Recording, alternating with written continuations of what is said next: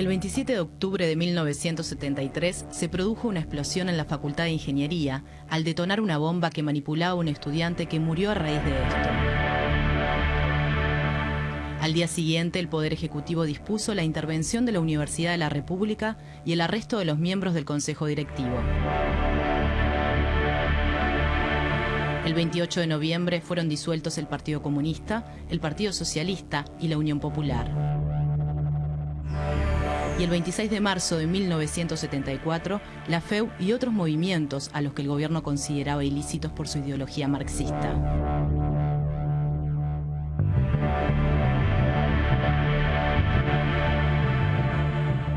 Bueno, tomamos simplemente la universidad como un símbolo de la cultura nacional. También como un escenario donde toda la conflictividad social que había en la calle o en los otros ámbitos terminaba repercutiendo y amplificándose. Pero mira, estaba recordando otro hecho que por lo menos para mi generación fue muy significativo, vinculado a la cultura, que fue la detención de Daniel Biglietti. No recuerdo exactamente cuándo fue, pero... Fue en el año 72, pero provocó una conmoción muy grande, tanto que fue presentado en una conferencia de prensa. Sí, porque, por la policía, ¿no? Exactamente.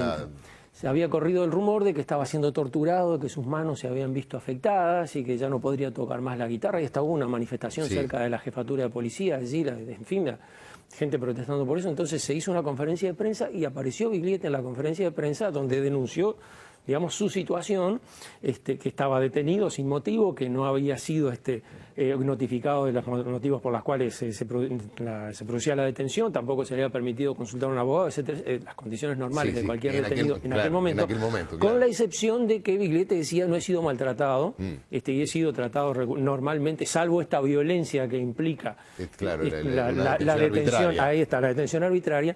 Y además me recuerdo que yo lo veía por televisión, la cámara de televisión enfocaba mucho la gesticulación de Biglietti, es decir, como diciendo, miren que tiene bien las manos, no pasó ningún problema. Pero ahora, fíjate que yo recordaba el episodio, pero no recordaba que era en el 72, todavía en régimen democrático, ¿no? Deteriorado, pero antes del golpe. Pero justamente ese es un punto que es muy interesante, porque el Uruguay tiene larga tradición democrática, por lo menos desde el año 42 venía con una regularidad absoluta en sus ritmos electorales, los traspasos de gobierno. Había pasado la prueba del año 58, que había ganado la oposición por primera vez y el partido de gobierno le entregó el gobierno a la oposición que se hiciera cargo. Es decir, lo que normalmente es la prueba de fuego para cualquier régimen entregó el gobierno y un país en crisis. Bueno, pero sabía que estaba en crisis cuando hicieron la campaña electoral. Pero el punto es, digamos, que esa situación democrática se fue deteriorando gradualmente. Es decir, lo que comentábamos recién de ese ambiente positivo que tuvo el golpe de Estado entre muchas partes de la población, tenía que ver justamente con eso, con la sensación de que ya la democracia no estaba funcionando. Y entre los aspectos que no funcionaba la democracia justamente están todos los episodios del año 72, donde se vota un estado de guerra interno para poder pasar a los detenidos a la justicia militar, donde se sabe que la justicia militar los maltrata salvajemente, hay varios muertos entre los detenidos, hay desaparecidos entre los detenidos de ese año, es decir, no hay allí ninguna idea de que uno pueda decir, bueno, estamos en una democracia plena. Claro. Eso no estaba ocurriendo. Y tanto es así que, digamos, si uno piensa y dice, bueno, el episodio de febrero del 73, la confusión enorme que provoca ese episodio, etcétera, etcétera.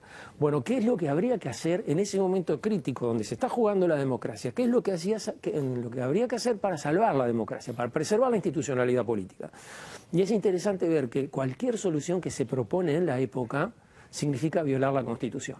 Es decir, ya no se puede resolver el problema sin, digamos, afectar la Constitución tal como estaba. Tanto los que dicen que renuncie Bordaberry, se forme un gobierno y se llame elecciones en 6 meses, como los que dicen, bueno, que los militares pueden participar junto con Bordaberry en el gobierno. Cualquiera de esas soluciones es inconstitucional. Entonces, si uno dice, bueno, ¿a qué grado de deterioro institucional hemos llegado? Constitucionalmente lo que hubiera correspondido era que respaldaran a Bordaberry, que finalmente resultó siendo... Sí, que era peor. Lo que hubiera correspondido, digamos, y en ese momento de crisis, donde la figura de Bordaberry estaba tan desgastada, donde Bordaberry llama a la población y no van ni sus votantes, entonces Bordaberry renuncia. ¿Y entraría quién? El vicepresidente. Y el vicepresidente buscaría hacer una alianza política, no sé, pero esto se me ocurre ahora. El vicepresidente Zappelli, que no avaló el golpe de Estado. Zappelli no estuvo de acuerdo con el golpe de junio, y que en febrero era la persona que tendría que haber entrado a sustituir a Bordaberry. Ahora, esto te lo estoy diciendo 40 años después. Claro, esa filigrana en su momento pasó inadvertida. No, prácticamente, porque además Bordaberry dice que Sanguinetti le propuso así a nombre del Partido Colorado, que renunciara. Ajá. Y Bordaberry le dice, bueno, pero si yo renuncio, ¿quién entra? ¿Y qué va a pasar? Y bueno, entrará Zappelli. Y Bordaberry dice, bueno, pero todos los problemas que yo tengo los va a tener también Zappelli. ¿Qué solución sería esa? Yo leía ese diálogo y pensaba, pero Bordaberry se daba cuenta que el problema era él. Claro. No, es muy difícil. ¿No? Después Sanguinetti negó absolutamente esta negó ese diálogo. Sí, Sanguinetti negó este Porque diálogo. ese diálogo lo hizo público Bordaberry en la entrevista de Alfonso Leza. No, en un libro que se escribió sobre Antes del Silencio. Sí. Allí está transcrito y en una nota al pie el autor dice que Sanguinetti dice que no. Y curiosamente Bordaberry, que es era una persona que parecía como que tenía las cosas grabadas en un cassette, siempre te repetía el mismo discurso, dice, bueno, tal vez no haya sido él, pero alguno fue. No lo tenía tan claro. Sí.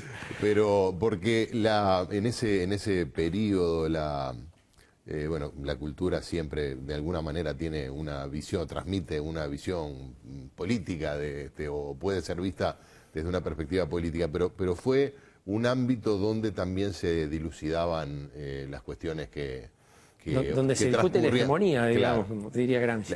Claro, exactamente. Bueno, de parte de una visión más liberal hay un reproche hacia la izquierda marxista de que hubo una intención deliberada de copar los ámbitos de la cultura desde una visión gramsciana.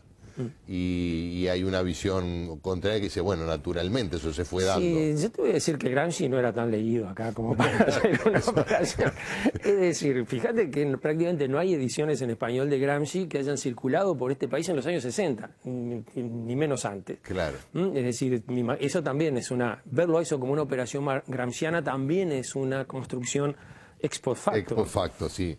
No podría haber ocurrido en ese momento. Lo que había de Gramsci en aquel momento lo que circulaba era la teoría de los intelectuales, pero por ejemplo no la teoría de la hegemonía, que es esa idea que todos somos intelectuales en cierta forma y que entonces somos orgánicos o críticos, etcétera, etcétera.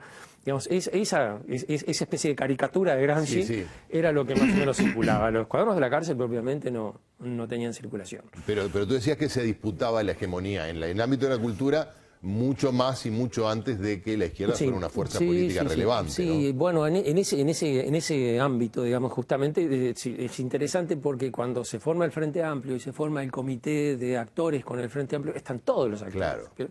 Y como es el comité de escritores con el Frente Amplio, están todos los escritores. Es brutal. En ese sentido, sí, digamos, hay una adhesión muy fuerte, Eso explica además también la represión, la dura represión contra los ejecutores, los intelectuales, los artistas, a partir del 73. Que además era claro, porque eran, digamos, si uno escucha las canciones de Biglietti de aquellos años, escucha en general la música popular, lo que después se llamó canto popular, es muy jugado. Es decir, es muy explícito, te dicen una serie de opciones políticas y etcétera muy claras. Era, digamos, como la que decían en aquella época, cantar opinando. Claro. Digamos, era una opinión muy cuadrada, digamos, muy directa. Entonces, ahí digamos, había todo un ámbito de la cultura que exigía, además, el compromiso. Es decir, no porque, digamos, si alguien venga y te diga, si vos no te comprometés no vas a grabar un disco, sino que se sentía como un compromiso ético. Es decir, bueno, si yo estoy acá viviendo en este país y esta es la realidad que estoy viviendo y yo la percibo, ¿cómo es que no le hago algo para que el resto de la población tome conciencia, lo entienda, etcétera, etcétera? Entonces uno ve digamos, el aspecto casi unánime, Biglietti, los suleimareños, Numa Moraes, yo qué sé, cualquier cantante que te imagines en aquella época, tipo que agarra una guitarra, va a ser para decir algo de lo mal que se vive la situación, lo mal que están algunas personas. De todas maneras, demoró algún tiempo para que algunos de esos artistas tuvieran que irse del país. Yo recuerdo Citarrosa, por ejemplo, llegó a sacar un disco en el año 75. Citarrosa fue de los más arraigados. Citarrosa le costó irse. Muchísimo, y le costó estar en el exilio. Sí, le dolió mucho. Y algunos que estaban quizás más cercanos o más simpatizantes del MLN se tuvieron que ir antes. El Galpón ya en el 74 tuvo que exiliarse, si no me equivoco, ¿no? 74 o 75. 74 creo que 74. Hubo en esos primeros años también un intento un poco kitsch de crear una cultura sí, oficialista. Claro, hubo varios intentos fuertes, es decir, hay una intervención en la universidad y entonces desde la Universidad de la República, Departamento de Publicaciones de la Universidad y etcétera, allí se editan libros, se promueven acciones culturales, un poco como mostrar, bueno, esta es otra universidad, claro. Esta es otra. Después está toda aquella operación cultural del año de la Orientalidad, 75, que fue una movida muy fuerte, muy fundacional, tratar de identificar el presente con el pasado original situado en 1825, es decir, antes de que llegaran tus abuelos o los míos, por ejemplo, sí. Es decir, un elemento muy esencialista y donde en definitiva, digamos, todavía no había partidos políticos, no había democracia política, no había nada más que independencia. Ni siquiera se pensaba en crear el Uruguay. Claro, exactamente, digamos, pero donde el centro de la movilización de la población era el ejército. La revolución, sí. Etcétera, etcétera. Entonces, ese discurso ponía el ejército en el medio de los hechos el culturales. Nacimiento de la patria. Exactamente, era, digamos, la institución social esencial, la que estaba desde el comienzo mismo. Y bueno, hubo toda una movida cultural, eran actos públicos, representaciones. ¿Sabes qué estoy recordando? No sé, quizás lo hayas olvidado.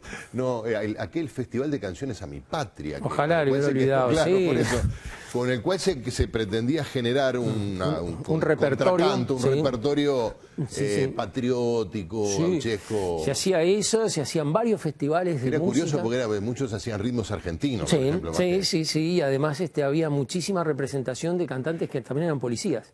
Sí, es cierto. Y entonces había una cosa medio rara. Pero lo interesante es que, digamos, con toda esa movida que hicieron, que en realidad crearon todo el contexto para que surgieran valores culturales alternativos, no ocurrió. Claro, porque la tesis era que no surgían esos valores porque la izquierda había copado claro. los medios. Pero como que había un contexto más fuerte de decir, bueno, acá está el ambiente, está todo creado, el escenario, pronto los focos prendidos, los micrófonos encendidos, venga alguien y cante algo, por favor. Bueno, claro. Sí, la gente que venía lo hacía, pero no tenía el impacto, ¿no? Uno puede decir, bueno, hay una canción que tuvo en su momento un impacto muy fuerte, como alternativa a la música de izquierda, que fue aquella canción Disculpe, pero es anterior a Es anterior, exactamente. Y de alguna manera sí expresaba, o buena parte de los votantes de los partidos tradicionales sentían que era una respuesta, es claro, decir, una canción. Que también eso es mucha construcción del contexto, porque si tú lees Disculpe, no sabes Disculpe por qué te está pidiendo. Claro. Es una canción muy interesante. Pero a veces que ustedes que son como los tordos que quieren empollar en nido ajeno, sí, se nos quieren venir a donde estamos nosotros, bueno, claro. ¿Nosotros quiénes somos? Claro, sí, bueno, como un reproche claro, a ahí tuvo una construcción, foránea, ¿no? Tuvo una construcción de contexto que le dio, digamos, esa dirección que tú le das. Y que en el contexto en el cual surgió... También, pero permitime quedarme en este punto, porque también eso reflejaba, así como veíamos que hubo gente que toleró y aún que sintió alivio cuando el golpe de Estado, sin ser antidemocrática, ni mucho menos fascista, como a veces se dice, también hay gente que entendía en ese momento, desde posiciones, en fin, liberales, republicanas, que la educación y distintos ámbitos de la cultura estaban siendo objeto de copamiento. Es decir, eso es real y es justamente una de las cosas más interesantes. Digamos, genera un malestar en buena parte de la población. Pero mira, el carnaval en estos últimos años, en estos últimos 6, 7 años, se ha podido entrar a los archivos de la Dirección Nacional de Información e Inteligencia, ¿no? Entonces se ha podido acceder a los archivos de la policía parcialmente, con muchas limitaciones, etcétera, pero se ha podido ver. Y allí una de las cosas que más sorprende es encontrar la participación de la población civil en la represión, las denuncias anónimas. Claro. ¿No?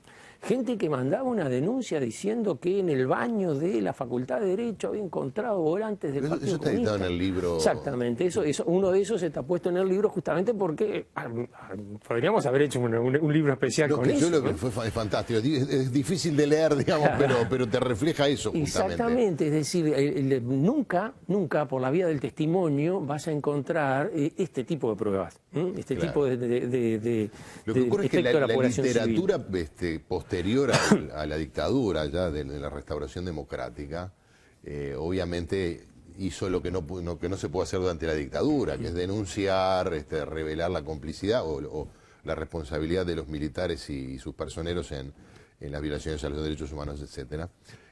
Pero quizás, quizás porque no se tenía acceso a esos archivos, pero también era muy duro mirar cómo mucha gente, sin estar vinculada al gobierno militar, protagonizaba esas denuncias que terminaban con gente detenida. Que gente detenida, molestada. Claro. El caso que creo que también lo pusieron al final del libro, la persona que está en el cine y no se para cuando pasan el himno, una función que era un día de fiesta patria. Sí. Y alguien va y le dice al boletero, miren que hay una persona que no se paró, y el tipo llama a la policía, viene la policía y pregunta cuál es ese, párese, venga para acá, ¿por qué no se paró? Porque no tenía ganas, señor. Claro. Pero eso, digamos, generaba toda una reacción. Además, quien hace la denuncia sabe que va a generar la reacción. Es decir, como tú decías, después que termina la dictadura, digamos, se pueden hacerse muchas de las cosas que en la dictadura no se pudieron hacer, pero también desaparecen muchas de las cosas que en la dictadura se hicieron. Es decir, después de la dictadura todos peleamos contra la dictadura a morir. Nadie la probó, nadie la... Todo en contra desde el primer momento. Sí. Pero cuando uno encuentra estos testimonios dice, bueno, acá hay algo, digamos, hay una parte de la sociedad civil que estuvo de acuerdo con el golpe, lo apoyó y trató de que perdurara esa situación todo lo que fuera posible. Vamos a hacer una pausa y entramos en el último bloque, lamentablemente, de esta entrevista con Carlos de Masi.